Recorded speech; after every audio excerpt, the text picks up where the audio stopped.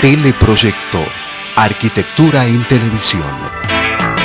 Declarado de interés nacional por el Ministerio de Cultura de la República Argentina.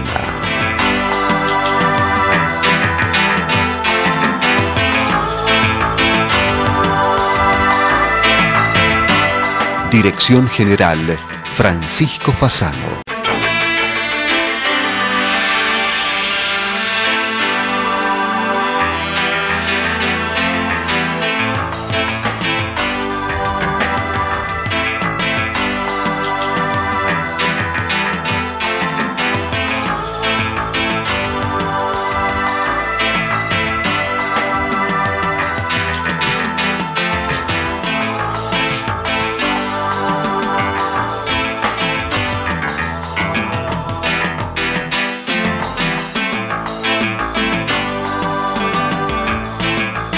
Sociedad Central de Arquitectos, desde 1886, promoviendo el ejercicio profesional. La calidad Knauf pasa al frente. Aquapanel, placas cementicias que resuelven todas las necesidades para refacción de fachadas y cerramientos exteriores en obras nuevas.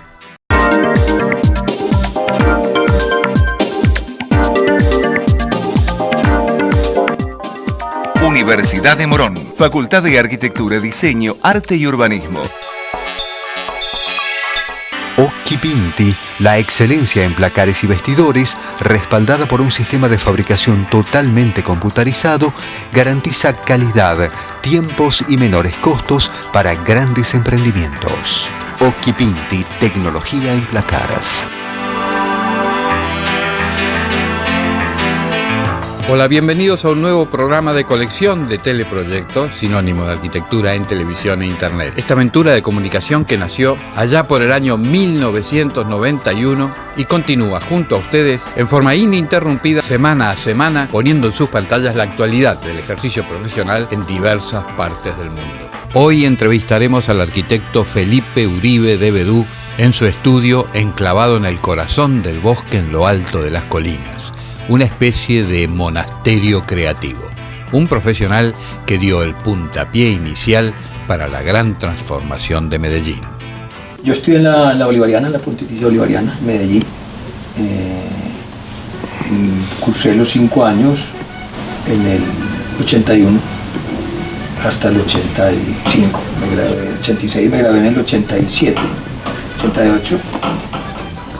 Pero digamos que hubo una segunda fase de formación muy importante, que fue durante la decanatura de Jorge Pérez en la universidad, que nos hicimos profesores, un paquete de profesores jóvenes que por fortuna tuvimos toda la experiencia con una cantidad de grandes arquitectos, sobre todo españoles, que nos visitaron en los ciclos. Y esta formación como profesor yo creo que fue la que redondeó, digamos, el proyecto mío como arquitecto. Hay un elemento de vaso comunicante que es, por un lado, cómo la academia nutre a las obras, y por el otro lado, el hecho de ser un arquitecto practicante, de estar haciendo obras, nutre a la academia, ¿no? De hecho, dentro de mi línea de pensamiento en la universidad, y peleé mucho por eso, era que definitivamente no podía haber una línea divisoria entre, o sea, que no existe una arquitectura académica y una arquitectura real, sino la arquitectura es una. Y que básicamente se tiene que soportar en principios absolutamente conceptuales, filosóficos, llamémoslo más académicos, y nutrirse con la realidad. Y es fundamental esa nutrida en un solo plano, o sea, es una. ¿Cuál fue la primera obra pública que llegó a tus manos y que desarrollaste?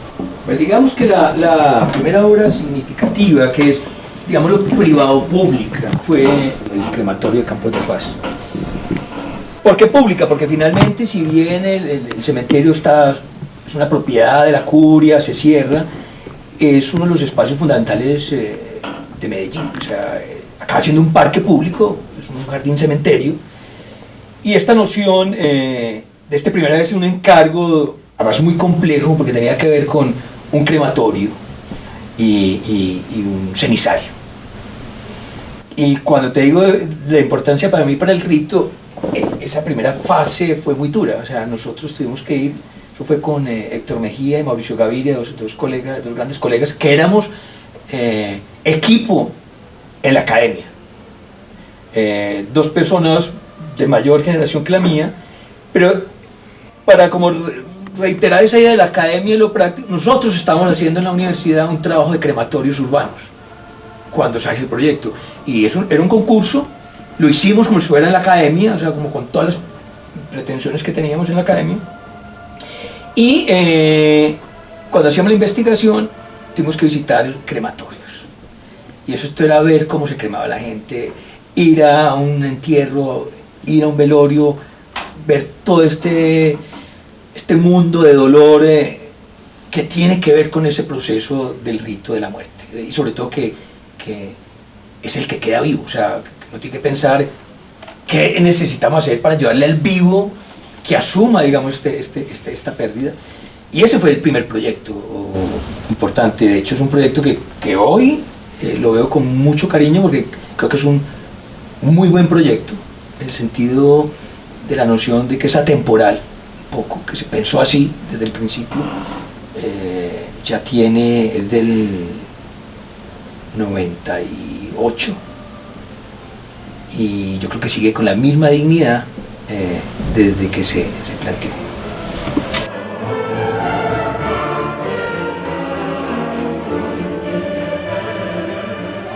Cuando empecé a practicar la arquitectura, y sobre todo la pública, ese contacto directo ya con el posible cliente, con el posible usuario, es fundamental. O sea, empecé a leer entre capas no muy fáciles o muy evidentes, esa materia prima que es lo que yo llamo el verbo, la acción, que se necesita como materia prima del proyecto arquitectónico. Yo creo que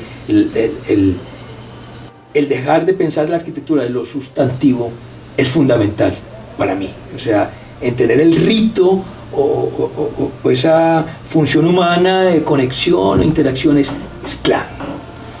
Es imposible no introducirte en tu presencia dentro de lo que ha sido esta transformación de Medellín de los últimos años. Empiezan a haber propuestas ya hacia la ciudad más concretas. Desarrollémoslo.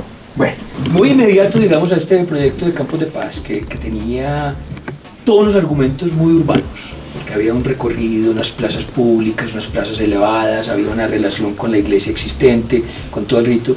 Estábamos todavía en la academia y surge la posibilidad de conformar el laboratorio de urbanismo de la Bolivariana, bajo la cabeza de la canatura de Jorge Pérez. Y fue una disculpa de un proyecto que nunca pretendían que era un gran proyecto, sino un encargo de embellecimiento de unos estacionamientos alrededor del edificio de empresas públicas. Las oficinas del EPM están localizadas en el sector conocido como La Alpujarra 2. Tras casi 40 años de ocupar el edificio Miguel de Aguinaga, sede principal de la empresa desde el año 1957, en 1996 el equipo humano se trasladó a este nuevo destino.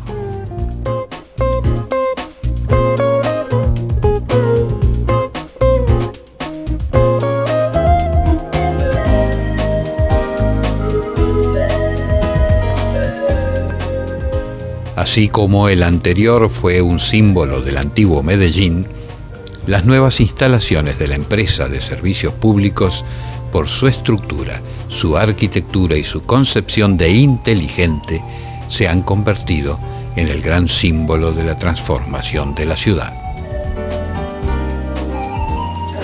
La anécdota, básicamente César, el gerente, le dice a Jorge Pérez, quiero que me ayuden con la universidad, me ponga bonito estos parqueaderos, son 508 autos estacionados ahí en un parqueadero de tierra. EPM se había convertido como la primera o la gran embajada de negocios internacionales, era el gran edificio nuevo, high-tech, etc. Y de ahí surge esa posibilidad de plantear un proyecto más ambicioso, que es Pies Descalzos. Entonces, junto con Ana Elvira Vélez y Joana Espera, con asesoría de Carlos Julio Calle, que había sido uno de los arquitectos del edificio EPM, surge esta primera, digamos, experiencia, un poco de la nada. No nos habíamos educado para eso, yo no tenía ninguno de los practicantes en el momento del proyecto ni maestría ni especializaciones, sino que arrancamos con una temática muy de observación, insisto, de qué le hacía falta a Medellín. Así surge ese proyecto. Y nos dimos cuenta que había una carencia de un espacio público que incluyera todo el nicho familiar, algo que parece muy corriente, pero no lo había en Medellín. No había un sitio donde pudiera estar un niño de 2 años y un abuelo de 85, sino que eran espacios muy de la época, casi que neorrepublicanos, espacios muy dados para que no estuviera la familia. Y surge este primer proyecto que fue creciendo, se volvió parque, después se volvió edificio, y que creo que marcó un hito en la historia de la ciudad, sobre todo por la noción de invertir en lo público. O sea, casi que volvernos a lo griego y decir, mire, lo de máxima calidad se tiene que hacer en lo público. Y Medellín lo estaba haciendo al revés, en lo privado.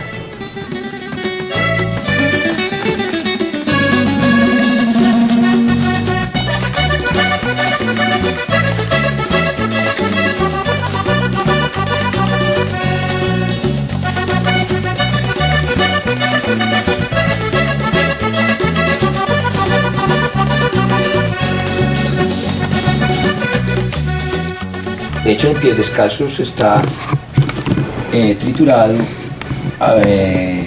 con ácido, pulido en tableta, y las rocas esas del jardín como son las piedras en bruto. Es tratar de minimizar la cantidad de materiales. Sentir la esencia de la tierra, o sea, que vuelven los elementos naturales y muy bien.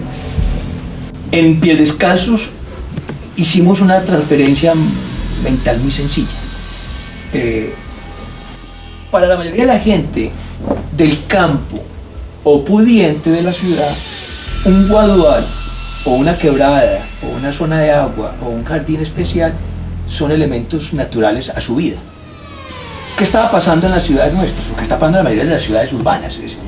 Toda esa noción de naturalidad, o sea, de condición exquisita, como un guadual, que de hecho es un laberinto, es el sitio por excelencia para jugar uno desde chiquito. Es un excelente para atraer pájaros. Era traerlo a la ciudad.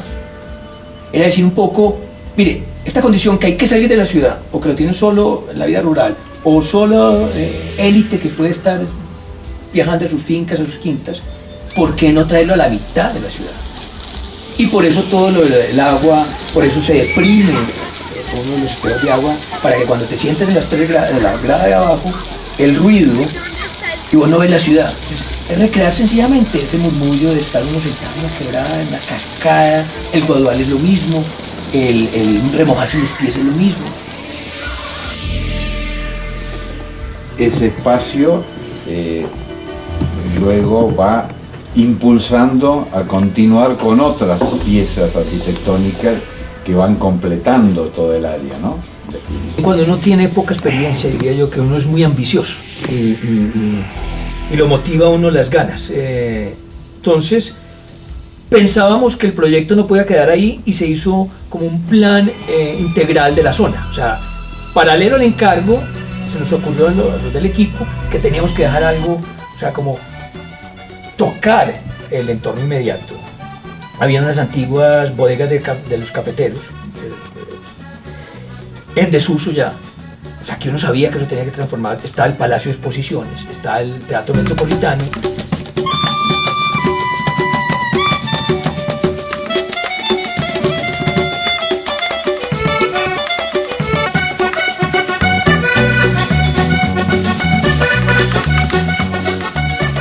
O sea, que había demasiada infraestructura y al frente estaba la gobernación, estaba el Pujarra. O sea, era evidente que teníamos 2 lotes vecinos, 3 lotes vecinos que no podían resistir la condición que tenían en ese momento. O sea, se hace ese plan, se genera un plan maestro que finalmente no se concreta como tal, pero suscita la idea del concurso del centro de convenciones. De ahí surge muy rápido el concepto de Plaza Mayor, que fue un concurso público.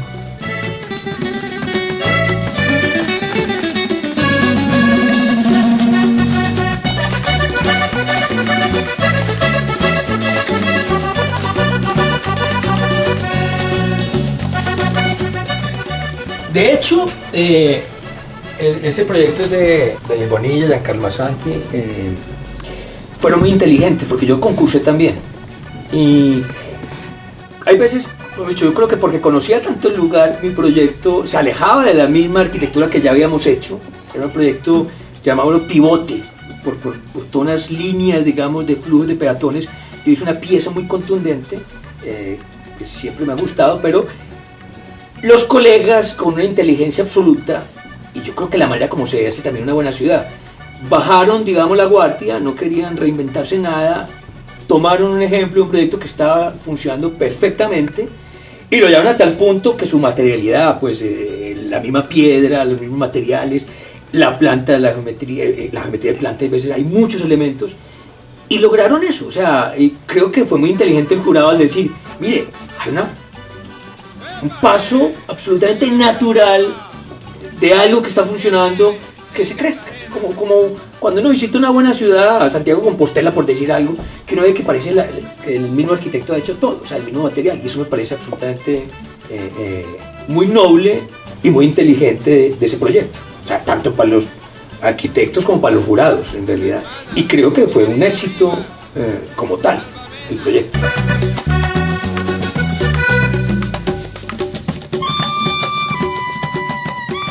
¿Cómo ves hoy la formación de los futuros profesionales? ¿Salen preparados como para ejercer la arquitectura o tienen que hacer esa experiencia que en medicina sería la residencia?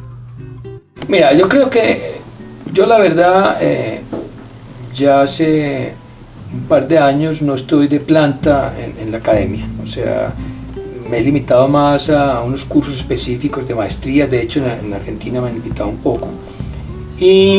Pero por lo que veo, porque tengo una experiencia, yo tengo practicantes, o sea, aquí en el estudio prácticamente el 80% del trabajo, el 70% se hace con practicantes. Tengo practicantes de Venezuela, tengo practicantes de Santa Fe en Argentina, he tenido por casi 5 o 6 años.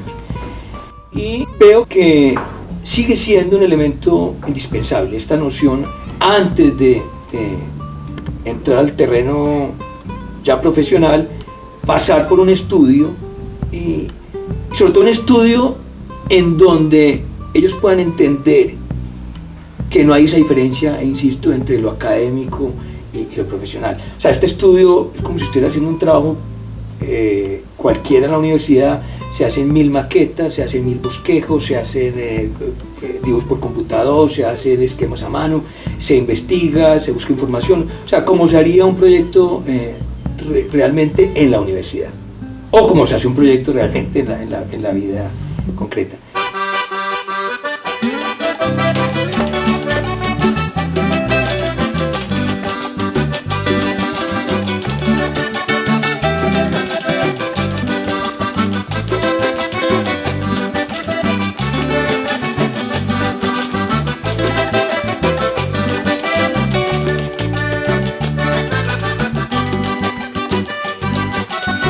Veo que ha ido pasando algo sencillamente con lo del exceso de uso del computador.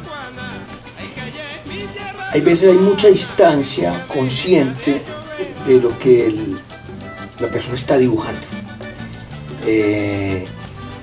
Yo no sé cómo explicarlo técnicamente, pero hay una capacidad de abstraerse del diseño en el computador que es muy difícil cuando lo estás haciendo o trabajándolo a mano.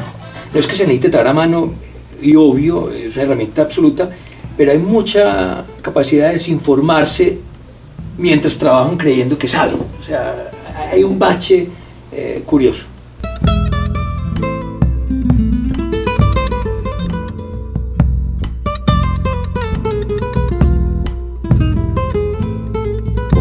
los signos distintivos de tu trayectoria es ese saber interpretar un poco aquello que está necesitando la gente, aunque no te lo pueda decir, ¿no? De hecho, yo sostengo una de mis, casi que mi discurso permanente en la academia es, le digo al estudiante, mire, la mejor herramienta es aprender a escuchar lo que se ve. Eso que parece tan sencillo, no lo es tal, pero es fundamental. Y siempre creo, de hecho lo hice mucho como profesor, yo sostuve que parte de mis talleres se hacían sobre las obras que yo estaba ejecutando. O sea, era, mire, yo creo que podemos hablar sobre el terreno real y no sobre una abstracción de lo que es la construcción, lo que es la arquitectura, que es un lugar, que es un programa, que es el rito de un programa. Y en otro aspecto hacíamos proyectos uno en uno. Yo fui de los profesores que indujimos en la Bolivariana el prototipo a escala real. ¡Bueno, ma!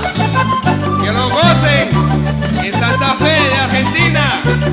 Mis amigos Carlos y Regina Faria. ¡Ahí nomás! ¡Uy! ¡Uy! ¡Uy! ¡Uy! ¡Cama! Hoy estamos en tu casa estudio, tu lugar en el mundo, y quisiera que la describas para poder conocerte un poco más. Primero voy a arrancar confesando algo, o sea, si bien este ha sido, digamos, mi taller,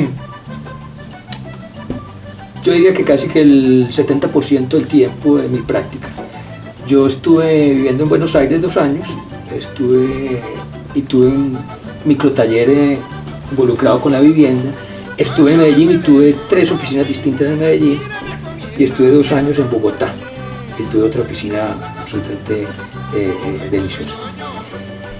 Y después de estas andanzas, y ahora que estoy hace 2 años aquí otra vez de planta, tengo que reconocer que hay algo, lo dirían, cósmico, no encuentro otra explicación, que me es absolutamente cómodo y más placentero diseñar. El exceso de concentración, el que logras acá en el estudio, es absolutamente como un mecanismo absolutamente privilegiado y potente para trabajar la arquitectura. Y de cierta manera es una perspectiva constante. Tú le decías cuando entraste que si esto es como el paraíso, es el confín del mundo, que sitio tan delicioso. Es que el verlo permanentemente me incita, me inspira mucho a tratar de recualificar al máximo cualquier intervención en la ciudad. O sea, creo que las ciudades han ido perdiendo unas velocidades absolutamente alarmantes. Esto que puede estar en una, pero lo tiene el Central Park, lo tiene el Hyde Park en las ciudades, bueno, está uno, o en el Vicente López, aunque ya le pusieron reja, lamentablemente, ese fenómeno de Buenos Aires me tiene triste. Y es básicamente un sitio de retiro. De hecho, como trabajo acá es bastante extremo. Yo lo primero que hago en la mañana, vengo acá, yo escucho música gregoriana, ahí me siento, yo dibujo todavía con paralela, o sea, yo no trabajo con computador.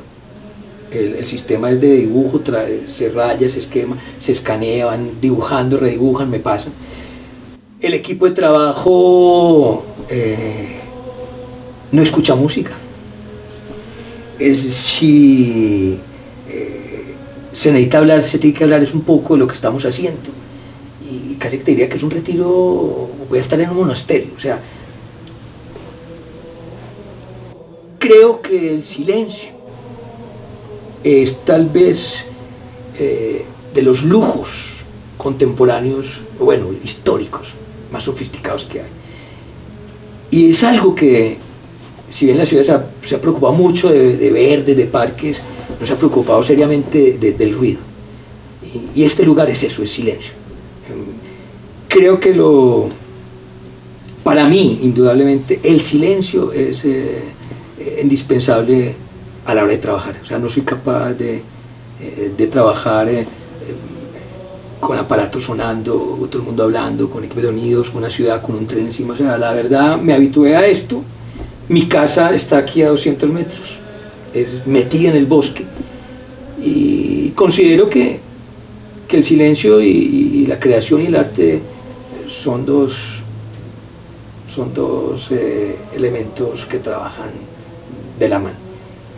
Y también creo que a esta tranquilidad, digamos, a esta reserva, que es necesaria para decantar todo lo que vos ves, todo lo que vos lees, se le agrega los viajes. O sea, yo por eso digo que un viaje a Buenos Aires, a Nueva York, o sea, metida la ciudad en una inyección, o sea, intravenosa, te llenas de información. Estos lugares son especiales para decantarlos. O sea, yo no contesto el celular en la mañana, no contesto correos en la mañana, o sea, simplemente me concentro en arquitectura. Es muy difícil hoy, por los tiempos que nos dan, que son muy breves, por las exigencias técnicas, cada vez tenemos que manejar más técnicos, o sea, ya uno maneja 18 técnicos y 19 especialistas. Esa concentración se me hace fundamental.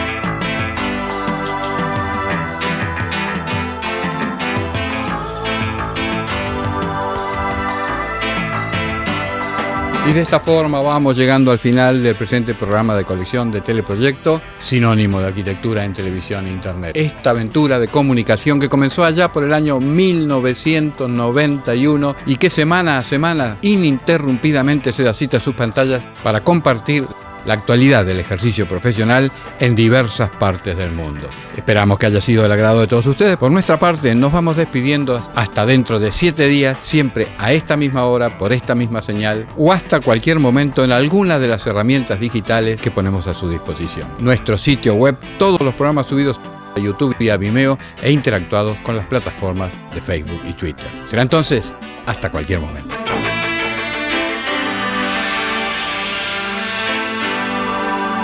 Archivos Activos es la solución integral en equipamiento para empresas.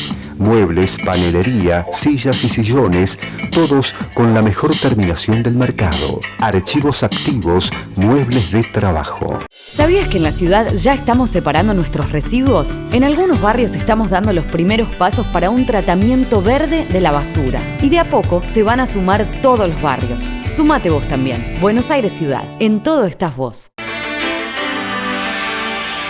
Fue una producción de Teleproyecto, www.teleproyecto.com.